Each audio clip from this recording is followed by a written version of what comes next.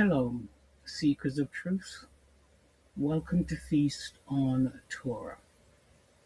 We gather today under the physical firmament of the Most High Yahweh to examine a pivotal moment in the ministry of our King, Yahwashi HaMashiach.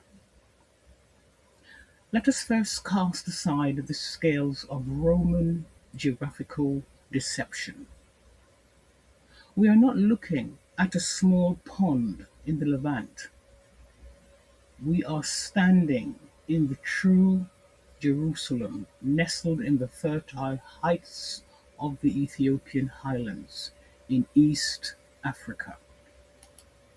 This is the history of our black Shemitic ancestors. The man we see laying by the pool is a mirror of our nation, crippled for generations by the curses of our rebellion, yet lying within reach of the living Torah. Isn't that sad? And that is some of us today, Israel. As we open the scrolls to the testimony of John, chapter 5, verse 6, let us approach the throne of Yahweh in humility, asking for the Ruach HaKodesh to sharpen our discernment, and let us hear the sovereign voice of our Father manifest in the flesh. We're going to be reading today from the book of John, chapter 5, and I'll be reading from verses 1 to 9 to get the full essence of the story about the man lying at the pool. And it reads, verse 1. After this, there was a feast of the Jews, and Yeshua went up to Jerusalem. Now, there is in Jerusalem by the sheep gate a pool, which is called in Hebrew Bethesda, having 5 porches. In these lay a great multitude of sick people, blind, lame, paralyzed, waiting for the moving of the water. Verse 4. For an angel went down at a certain time into the pool and stirred up the water. Then whoever stepped in first after the stirring of the water was made well of whatever disease he had. Now a certain man was there who had an infirmity 38 years. When Yahushua saw him lying there, and he knew that he already had been in that condition a long time, he said to him, Do you want to be made well? The sick man answered him, verse 7, Sir, I have no man to put me into the pool when the water is stirred up, but while I am coming, another steps down before me. Yahweh said to him, Rise up, rise, take up your bed and walk. And immediately the man was made well, took up his bed and walked. Let me repeat and read verse 8. Yeshua said to him, Rise, take up your bed and walk. And verse 9, and immediately, not later, and immediately the man was made well, took up his bed and walked. As I said before, as we open the scrolls to the testimony of John, specifically the 5th chapter here and the 6th verse, we must first orient ourselves within the true geography of the Spirit and the earth. We are not observing an event in the arid Roman constructed decoy of the Levant. No, we're not. We are in Jerusalem, which is situated in the fertile and majestic Ethiopian highlands of East Africa. Now, family, the sheep gate and the pool of Bethsidia, which means house of mercy, were physically relates in our African homeland. The realities, that physical reality family, is in our African homeland. The man described in this passage, a black Israelite, not Eastern European. He was a black Israelite, had been suffering from an infirmity for 38 years, a number that echoes the years our ancestors wandered in the wilderness after the rebellion of Kadesh Barnea in Deuteronomy chapter 2, verse 14. Think about that. It's exactly the amount of time. 38 years our ancestors' family echoes all the way back, was wandering in the wilderness after their rebellion. And we can see that recorded in Deuteronomy chapter 2, verse 14. And it reads, "And the time we took to come from Kadesh Barnea until we crossed over the valley of the Zered was 38 years." There it is. "Until all the generation of the men of war was consumed from the midst of the camp, just as Yahweh had sworn to them."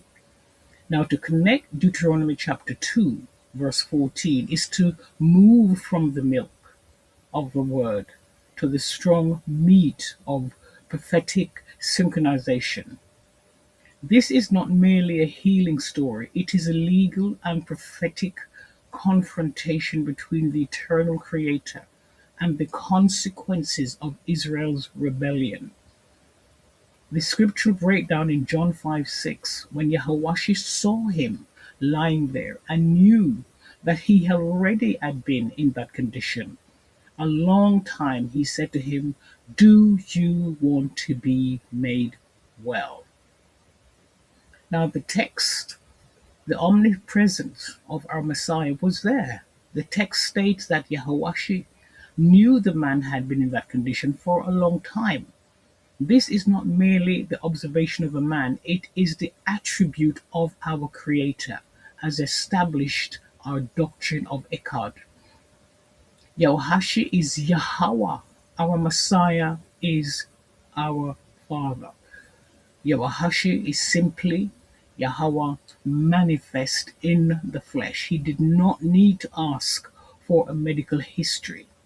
He is the Word, and he still is the Word. Yes, he is the Word that was with Elohim and was Elohim, as mentioned in John chapter 1, verse 1.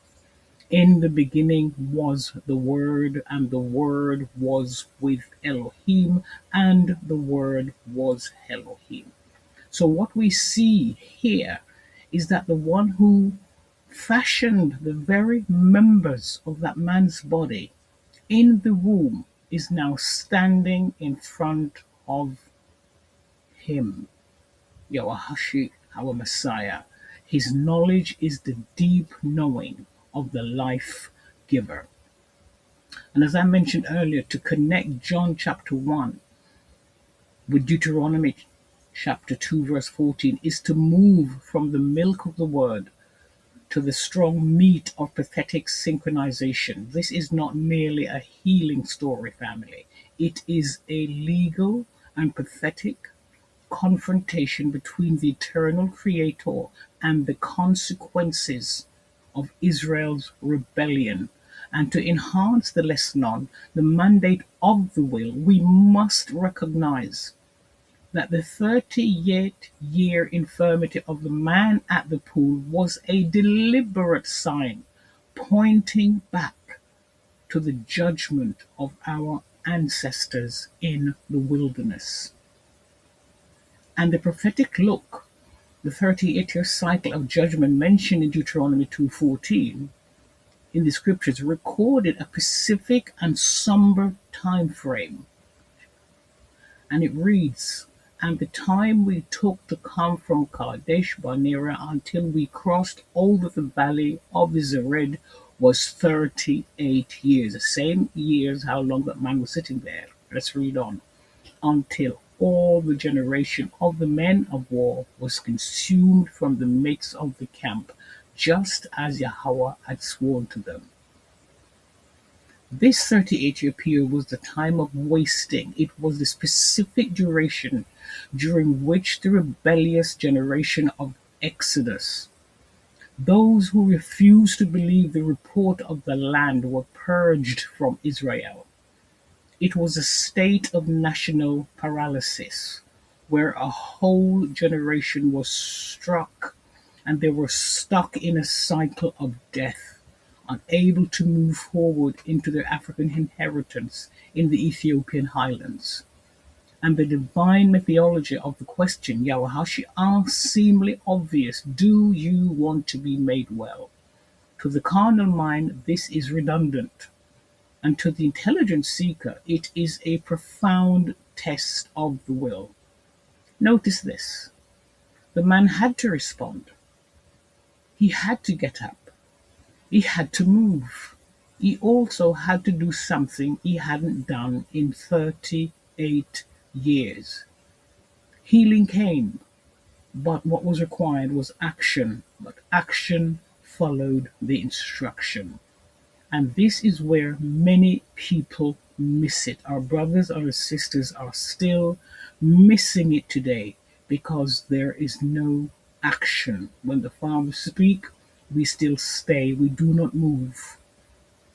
They want change without obedience, and they want breakthroughs without movement. You cannot have it. When we see this man in John 5:5 who had an infirmity for exactly 38 years, the Ruach HaKodesh is signaling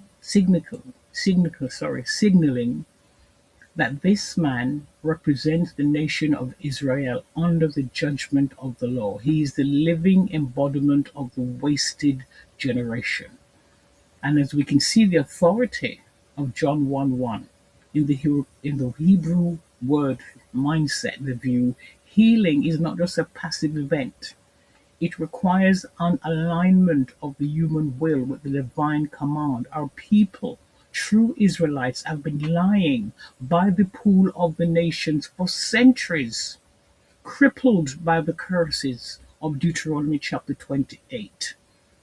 We have become accustomed to our infirmity.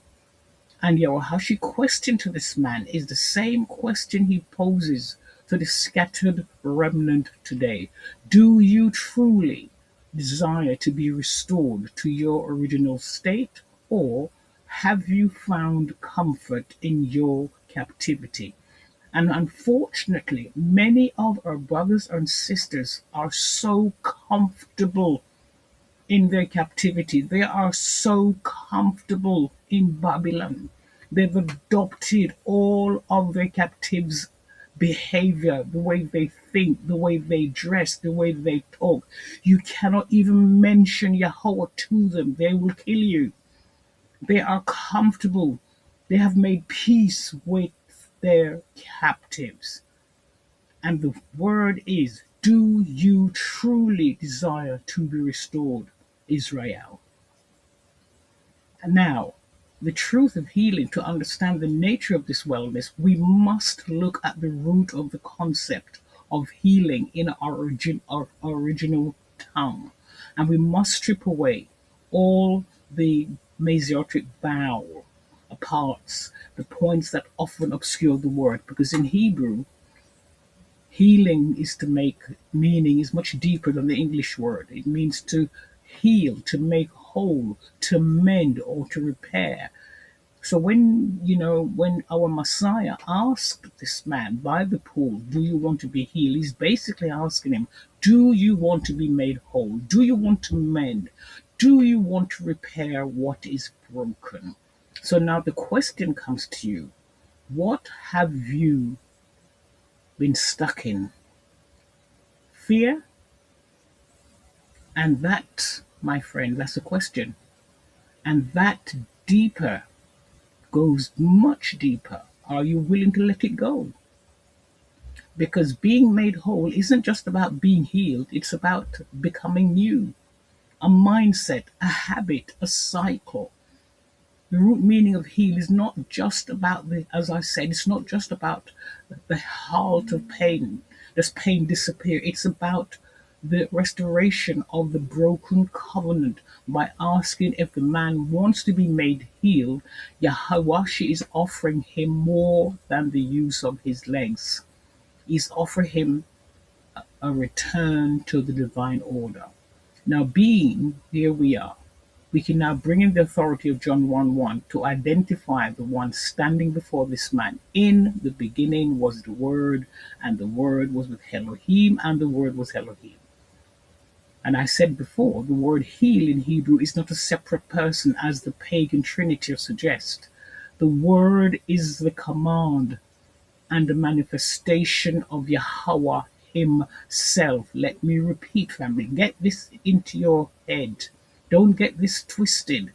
The word is the command and the manifestation of Yahweh himself. We just read in John 1:1, in the beginning was the word, Yahweh. That's who he was. And the word was Elohim, and the word was Elohim. Now, the weight of this link is profound. The same word, which is Yahweh, who swore the oath in Deuteronomy chapter 2, verse 14, that the rebellious generation would be wasted for 38 years, is the same word now, Yawahashi, his son, who stands before him, who stands before this infirm man in John chapter 5, verse 6. Yawahashi is not just a prophet, family. He was not just a prophet praying for a sick man. He is the lawgiver, appearing in the flesh to announce that the 38-year period of wasting and paralyzed, the paralysis of the repentant remnant has come to an end. Hallelujah. And the reasoning here is the word ends the judgment. Did you hear that? The word ends the judgment. Who's the word? Yahweh, our Father. When you link these verses, the lessons is enhanced by these three pillars of truth. Number one, the identity of the judge. As we see John chapter 1:1, it proves that Yawahashi, our King, is the pre-existent Yahweh. Therefore, he has the legal right to commute the sentence he passed in the wilderness 38 years before. Only the judge who passed the sentence can declare the time of the sentence served. Did you hear that?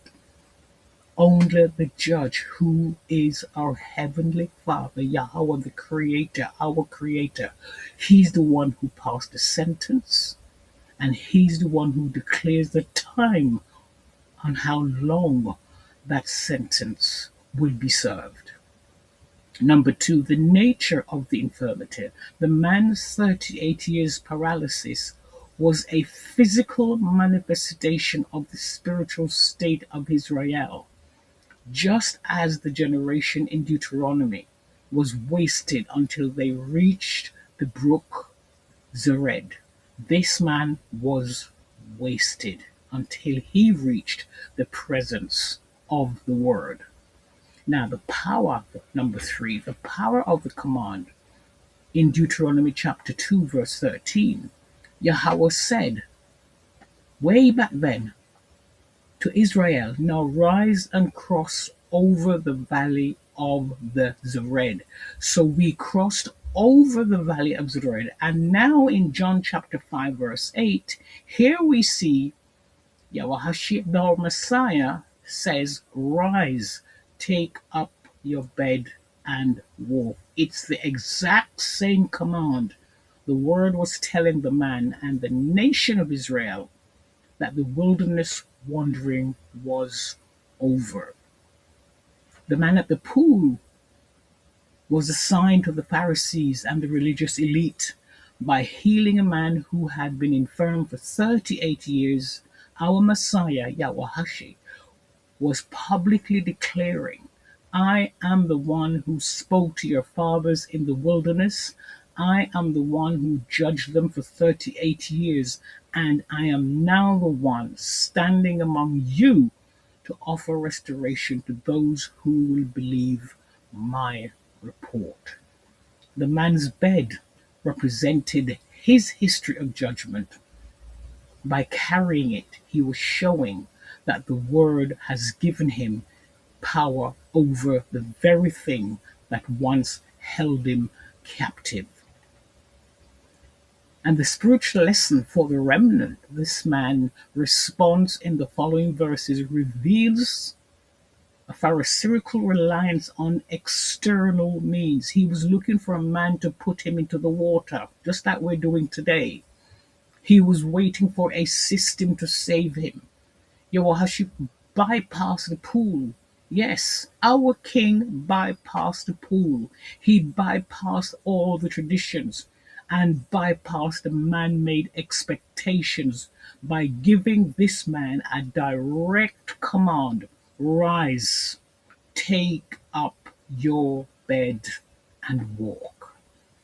And this is the call to the black Israelite today all over the world. You must stop looking to the systems of this world, of the Gentiles, the Romans empires, the Japhethites, how the synagogues of Satan design this for your restoration. You must recognize the voice of your king, Yawahashi Amashiach, who is Yahweh in the flesh. The geography of the event, understand that the pool of Bethsaida was located near the sheep market in the true Jerusalem. The geography of the European highlands, with its deep valleys and abundant spring, provides the only logical setting for such a complex of pools. The Levant, with its scarce water and artificial reservoir, is a poor mimicry of the well-watered land promised to our fathers. Now, to summarize, as you meditate on John 5:6, apply the divine order of inquiry. Pray to Yahweh for the Ruach HaKodesh to reveal the areas where you have become comfortable in your spiritual infirmity. Study the context of John 5, noticing that Yawahashi heals on the Sabbath, asserting his authority as the master of the Sabbath. And number 3, discern the voice of the shepherd calling you to rise. Rise up, Israel, wherever you are. Rise up. Do not be like those who wait for the stirring of the water by an angel. Look to your creator of the water himself. He is himself the water. Repent, for the truth's coming very, very soon. And that's our Messiah. The question has been asked and the command has been given. Rise, take up your bed and walk. This man did not need the stirring of the water. He needed the word of the one who created the water. So it is with you also, the scattered remnant of the 12 tribes. You must stop waiting for the political systems of the Gentiles or the Babylonian traditions of the religious elite to save you. They are stagnant pools that offer no life whatsoever. Do you want to be made whole? Not just comfortable, not just coping, but truly transformed? Because when our Messiah asks the question, he's not waiting on excuses. He's waiting on your answer. And your answer will determine your next step. The restoration of Israel is a spiritual and physical mandate that begins with your alignment in the will of Yahweh. Not some, but all. You have to take up the bed of your former captivity family, the false names, the false geography, and the pagan traditions, and walk in the light of true covenant.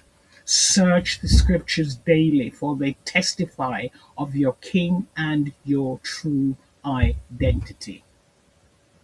The lesson here in conclusion: if you are the scattered seed of Israel, you have been in a 38-year state of paralysis for centuries, lost in identity, lost in geography, and lost in pagan Christian and the rabbinical tradition. But the word in John 1:1, who is Yahweh, manifest in the flesh, is standing before you today, family. He's asking, do you want to be made well? Will you continue to look to the stirring of the water in the system of the Gentiles, or will you obey the command of the word and walk into your true heritage? Will you let go of what's familiar, even if it's been holding you back? Even if it's been holding you back today, don't just hear the question, family. Please answer it, because your breakthrough begins with your response. Now, please, I'm asking, like and share this lesson and subscribe to the channel, and don't forget to hit the notification bell so you will know when the next lesson is uploaded. In the meantime, family, keep on feasting on Torah and take up your bed and walk and be blessed. Shalom.